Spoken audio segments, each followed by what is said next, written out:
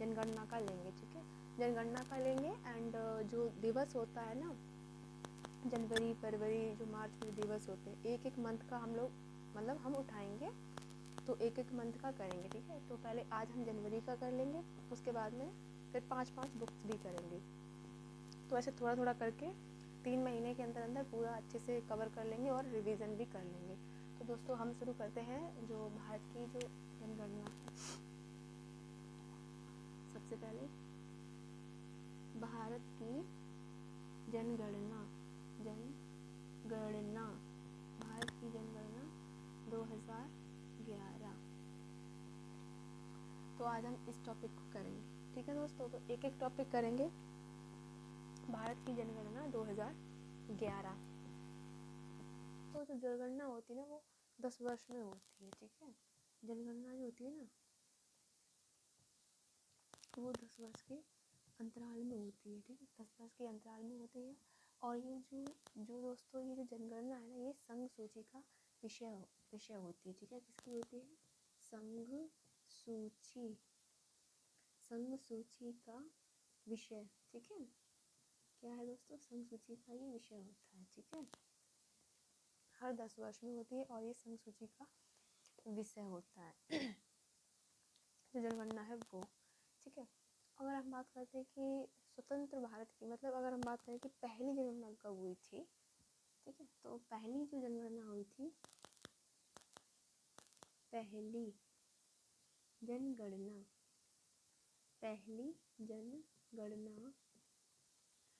जो जनगणना हुई थी वो हुई थी 1872 में।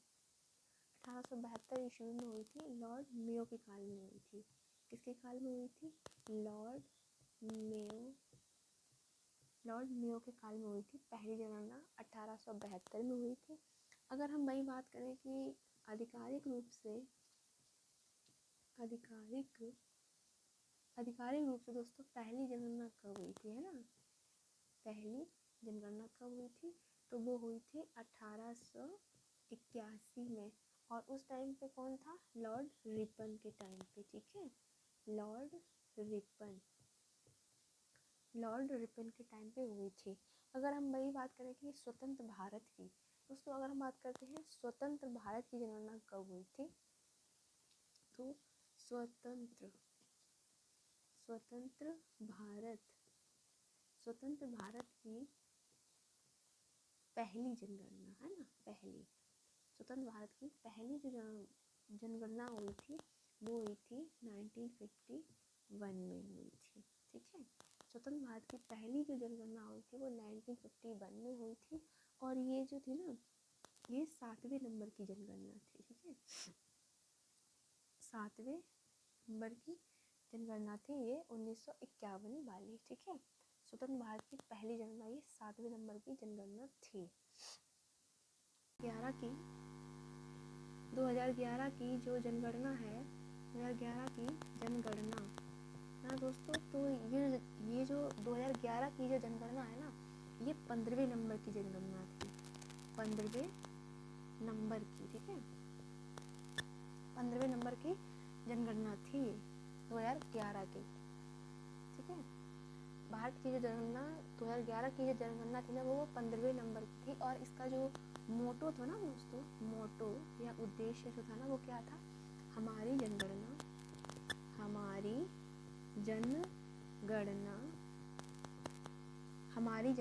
हमारा भविष्य, हमारी जनगणना हमारा भविष्य, ये इसका मोटो था। इंग्लिश में हम बोलेंगे आवर सेंसस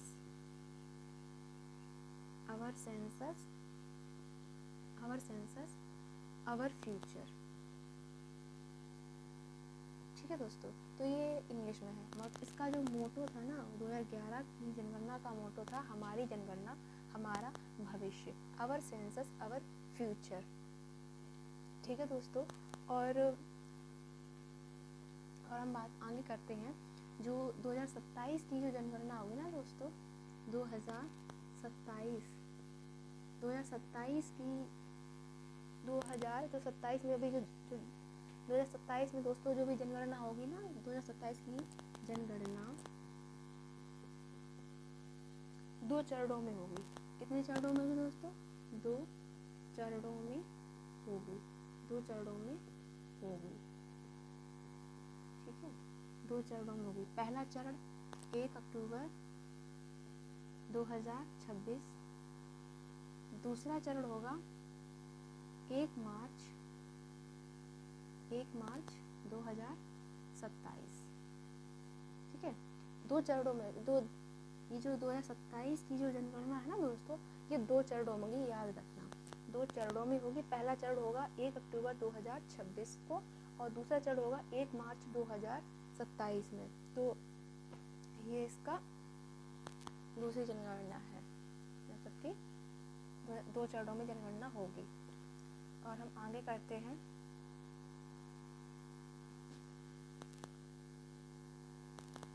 अब हम बात करते हैं कि जो जनगणना है, और हाँ, ये जो 2027 की जो जनगणना है ना दोस्तों, 2027 की जनगणना है ना, तो ये जो जनगणना है ना, ये 16वें नंबर की होगी, ये भी याद रखना, 16वें नंबर की, ठीक है दोस्तों, ये 16वें नंबर की जनगणना होगी। जो 2027 में जो जनगणना होगी वो 16वें नंबर की जनगणना होगी, ठीक है। और हम आगे बात करें, जो 2011 की जो जनगणना थी ना, तो जो 2011 की जो जनगणना थी, उसके जो आयुक्त थे ना, उसके आयुक्त थे कौन? आयुक्त थे DC चंद्रमौली जी। कौन थे दोस्तों? DC चंद्रमौली। ये कौन थे? ये 2011 की जो जनगणना हुई थी उसके ये आयुक्त थे, DC चंद्रमौली, ठीक है। और अब हम बात करते हैं 2011 में, मतलब कि जो जनसंख्या कितनी थी, 2011 के अकॉर्डिंग भारत की जो जनसंख्या थी वो कितनी थी, है ना, तो वो कितनी थी 2011 के अकॉर्डिंग जो जनसंख्या थी ना दोस्तों भारत की, हम बात करें भारत की जो जनसंख्या थी ना, जनसंख्या कितनी थी, तो वो थी 1.21 अरब, ठीक है। अगर हम इसको यूँ बोलें 121 करोड़, ठीक है दोस्तों, 121 करोड़ जनसंख्या थी 2011 के अकॉर्डिंग, ठीक है। अब तो 2027 में पता पड़ेगा क्या आंकड़ा है क्या नहीं, है ना दोस्तों, तो यही है। अब हम आगे बात करते हैं कि जो सर्वाधिक जो स्टेट्स हैं, मतलब किस स्टेट में सबसे ज़्यादा जनसंख्या 2011 के अकॉर्डिंग थी, है ना, तो हम आगे करते हैं, इसको इरेज कर देते हैं पहले। दोस्तों आप लोग ना ये नोट करते हुए चलना, ठीक है, साथ में, और इसको नोट करते हुए चलना और इसको ना बार बार रिवाइज करना, ये बहुत इंपॉर्टेंट टॉपिक है दोस्तों एग्ज़ाम के लिए, ठीक है। तो हम बात करते हैं कि 2011 की जो जनगणना के अकॉर्डिंग सबसे ज़्यादा जो स्टेट्स की बात करें, राज्यों की बात करें कि सबसे ज़्यादा जो जनसंख्या किन राज्यों में थी, तो हम ट्रिक से याद करते हैं, ठीक है दोस्तों। किससे हम याद करेंगे? हम याद करेंगे ट्रिक से। तो वो ट्रिक क्या है? सबसे पहले तो हम लिख देते हैं कि सर्वाधिक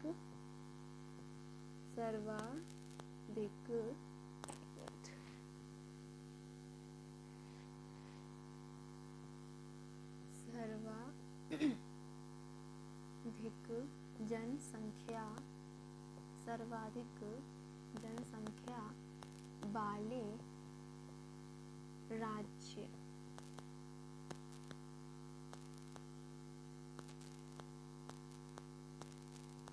ठीक है, सर्वाधिक जनसंख्या वाले राज्य। तो ट्रिक क्या है? ट्रिक है यहाँ पे, ट्रिक हम ब्लू पेन से लिख रहे हैं, ठीक है। ट्रिक है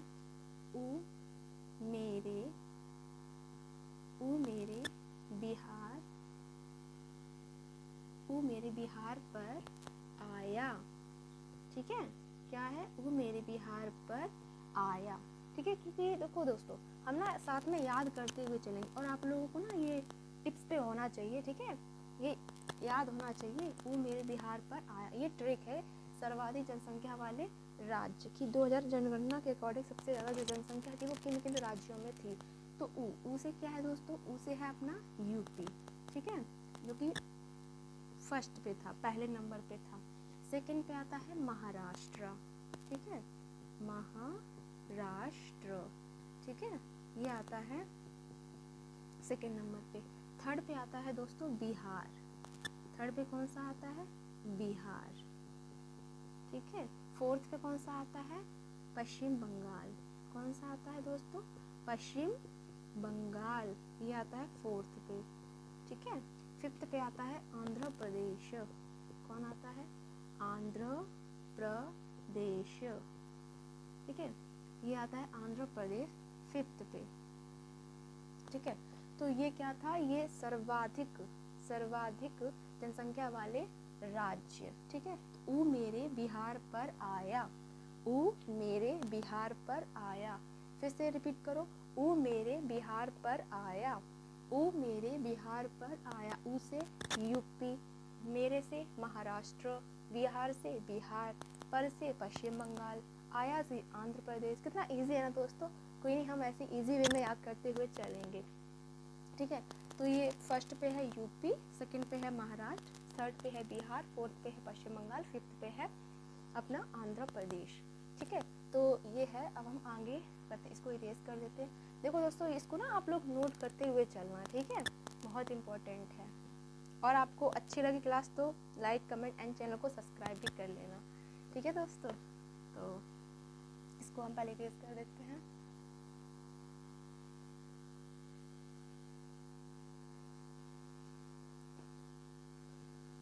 अब हम आगे बात करते हैं कि जो ये तो था सर्वाधिक जनसंख्या वाले राज्य। अगर हम बात करते हैं न्यूनतम जनसंख्या वाले राज्य, सेकंड पे हम आते हैं न्यूनतम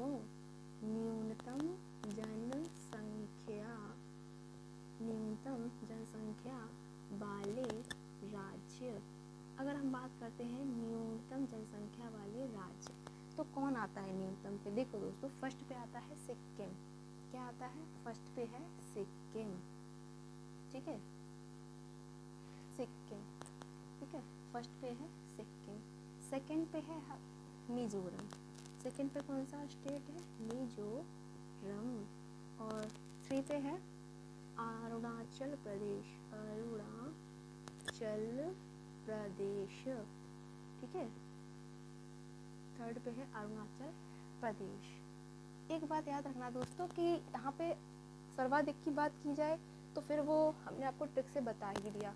अगर बात आ जाए ना दोस्तों न्यूनतम की, किसकी बात आ जाए, न्यूनतम की बात आ जाए, न्यूनतम की, तो न्यूनतम में क्या है ना, आपको बस इतना याद रखना है, ज़्यादा कुछ याद ही नहीं करना, बस इतना याद रखना कि न्यूनतम में ना पूर्वोत्तर के स्टेट्स हैं, जिसको हम सेवन सिस्टर्स कहते हैं ना, सेवन सिस्टर्स में 7 स्टेट्स आते हैं जो कि पूर्वोत्तर के हैं, तो वही पूर्वोत्तर के हैं, सिक्किम है, मिजोरम है और अरुणाचल प्रदेश है। न्यूनतम जनसंख्या में सबसे कम है सिक्किम की, फिर उसके बाद मिजोरम की, फिर उसके बाद अरुणाचल प्रदेश की, ठीक है। तो ये तो थे न्यूनतम जनसंख्या वाले स्टेट्स।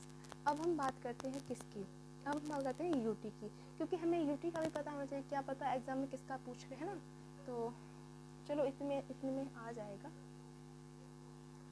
तो हम बात करते हैं यूटी, ठीक है, यूटी मतलब कि केंद्र शासित प्रदेश, केंद्र शासित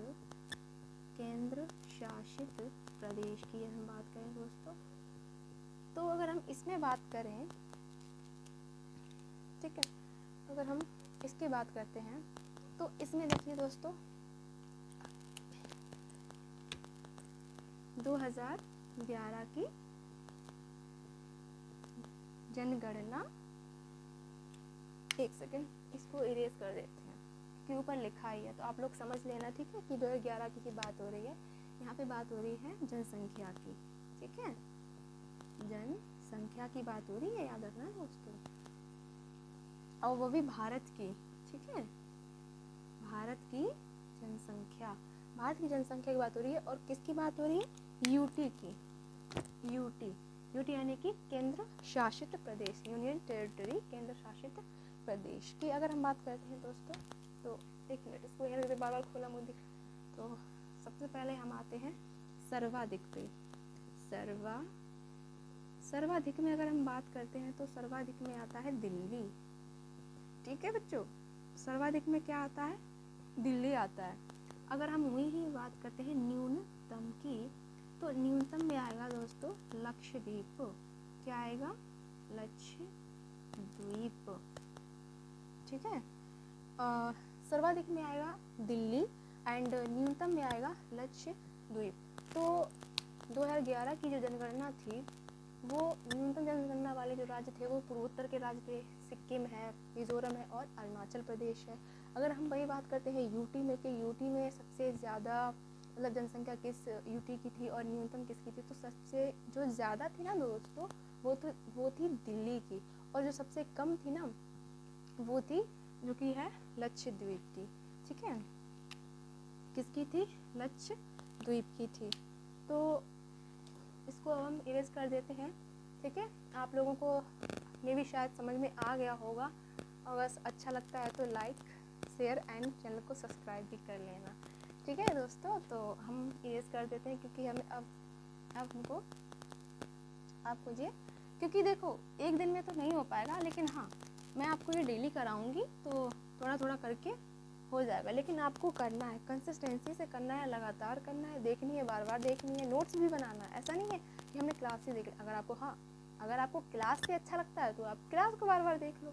अगर आपको क्लास से अच्छा नहीं लगता है बार बार फ़ोन से क्लास देखना, तो आप एक बार नोट्स कर बना लो और उस नोट्स को बार बार पढ़ो। मतलब जैसा आपको अच्छा लगे वैसा पढ़ो, आपकी इच्छा।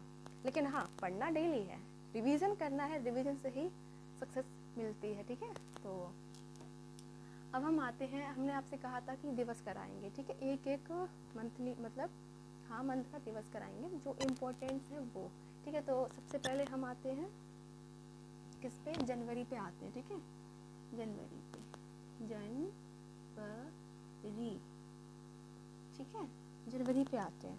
तो जनवरी पे ना देखो क्या होता है ना कि सबसे पहले हम करेंगे नंबर से डेट। ठीक है, तो सबसे पहले हम 4 जनवरी। ठीक है, हम दोस्तों ये मैं ना शॉर्ट में लिख दे रही हूँ मैं। ठीक है, आप लोग समझ जाना क्योंकि मैंने यहाँ पे हिंदी में भी लिख दिया है जनवरी। ठीक है, तो 4 जनवरी, फिर आता है 9 जनवरी। ठीक है, फिर आता है 23 जनवरी, फिर 24 जनवरी, फिर 25 जनवरी, फिर 26 जनवरी, फिर 30 जनवरी। ठीक है, तो दोस्तों ठीक है, पहले हमें याद करो कि 4 जनवरी, 9 जनवरी, 23 जनवरी, 24, 25, 26, 30। ठीक है, 4 जनवरी, 9 जनवरी, 23 जनवरी, 24, 25, 26 एंड 30।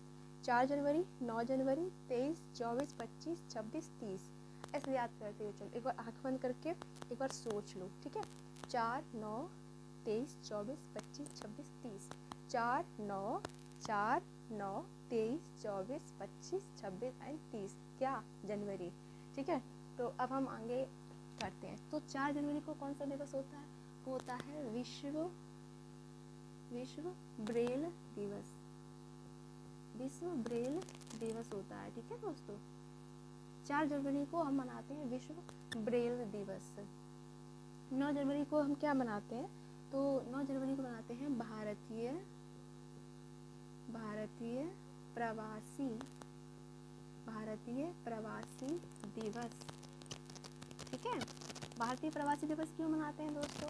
क्योंकि 9 जनवरी 1915 को महात्मा जो गांधी थे ना, महात्मा गांधी जी, 9 जनवरी 1915 को महात्मा गांधी जी दक्षिण अफ्रीका से, कहाँ से दोस्तों? दक्षिण अफ्रीका से भारत आए थे।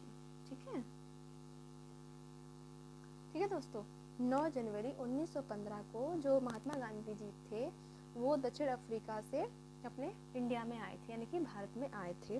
तो उसमें उस उपलक्ष्य में भारतीय प्रवासी दिवस मनाया जाता है। ठीक है, फिर हम आते हैं 23 को पराक्रम दिवस। ठीक है, पराक्रम दिवस की यदि मैं बात करूं तो पराक्रम दिवस 23 जनवरी को मनाया जाता है। क्यों मनाया जाता है? क्योंकि इस दिन ना सुभाष चंद्र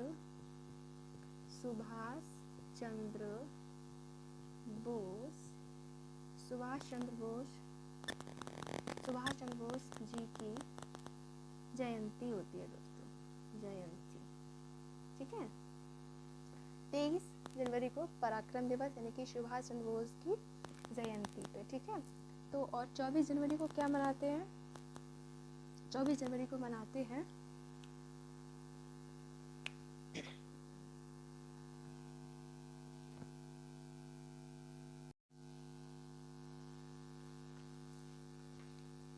दोस्तों 24 जनवरी को क्या मनाते हैं? 24 जनवरी को मनाते हैं राष्ट्रीय बालिका दिवस। क्या मनाते हैं? राष्ट्रीय बालिका दिवस, ठीक है। 24 जनवरी को क्या मनाते हैं? राष्ट्रीय बालिका दिवस मनाते हैं। अगर हम वही बात करें कि अंतर्राष्ट्रीय बालिका दिवस कब मनाते हैं, तो वो मनाते हैं 11 अक्टूबर को, ठीक है। क्योंकि अभी यहाँ पे जनवरी चल रही है तो हम जनवरी का कराएंगे, अक्टूबर का जब आएगा तब हम अक्टूबर का दिवस कराएंगे, ठीक है।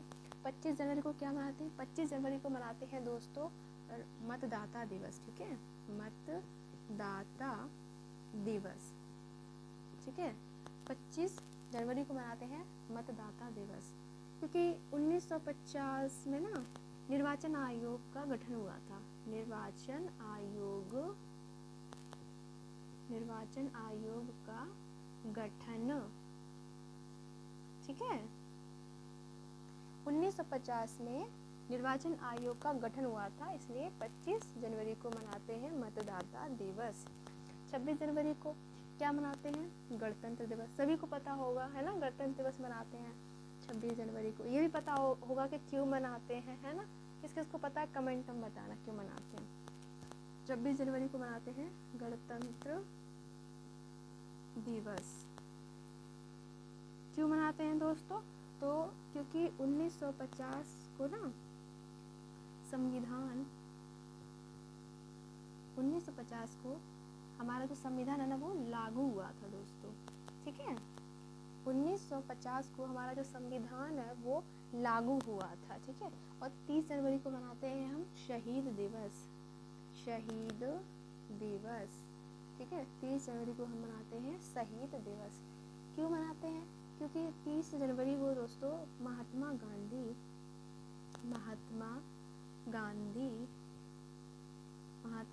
गांधी जी की मृत्यु हो गई थी दोस्तों। क्या हो गई थी? मृत्यु, ठीक है। तो इसलिए हम शहीद दिवस मनाते हैं 30 जनवरी को। तो दोस्तों ये तो थे दिवस, ठीक है। अब एक बार मैं फिर से रिपीट कर दे रही हूँ। 4 जनवरी को विश्व ब्रेल दिवस, 9 जनवरी को भारतीय प्रवासी दिवस क्यों मनाते हैं वो भी मैंने आपको बता दिया। 23 जनवरी को क्या मनाते हैं? पराक्रम दिवस, सुभाष चंद्र बोस की जयंती पर, ठीक है। 24 जनवरी को राष्ट्रीय बालिका दिवस मनाते हैं। 25 जनवरी को मतदाता दिवस मनाते हैं। 26 जनवरी को गणतंत्र दिवस मनाते हैं और 30 जनवरी को शहीद दिवस मनाते हैं, ठीक है दोस्तों। तो इतना अभी ये जनवरी का होगा, कल हम कराएंगे आपको फरवरी का। तो अब हम मैंने आपको बोला था कि 5 बुक्स भी कराऊंगी डेली, ठीक है। तो अब मैं आपको बुक्स भी करा दूँ, हाँ, लेकिन आपको ये याद होना चाहिए, ठीक है। हाँ, याद होना चाहिए सभी को, और मेरे साथ साथ समझना भी है और फिर उसको नोट भी करना है, ठीक है। अब हम बुक्स करा देते हैं, ठीक है दोस्तों। बुक्स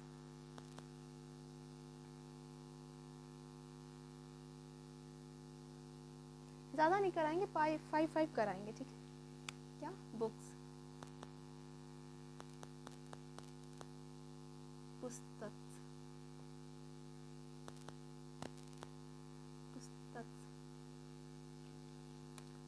एंड पुस्तक और लेखक, पुस्तक और उसके लेखक,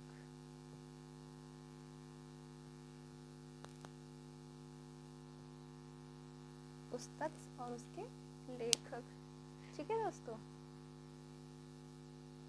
चलो कराते हैं। सबसे पहले हम लिखते हैं प्रेम वाटिका। प्रेम वाटिका किसकी पुस्तक है? बुद्ध चरितम, बुद्ध चरितम किसकी पुस्तक है? प्रेम वाटिका, बुद्ध चरितम, पद्मावत, पद्मावत, प्रेम वाटिका, बुद्ध चरितम, पद्मावत और नीति शतक,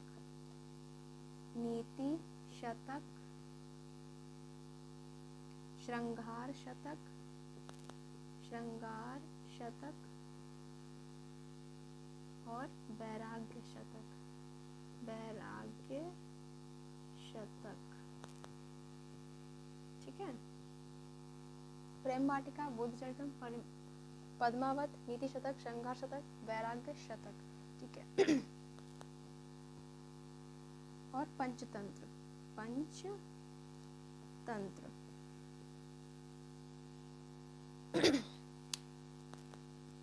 प्रेम वाटिका किसकी पुस्तक है? बुद्ध चरितम किसकी है? पद्मावत किसकी है? नीति शतक, श्रृंगार शतक, वैराग्य शतक और पंचतंत्र किसकी पुस्तक से है ना?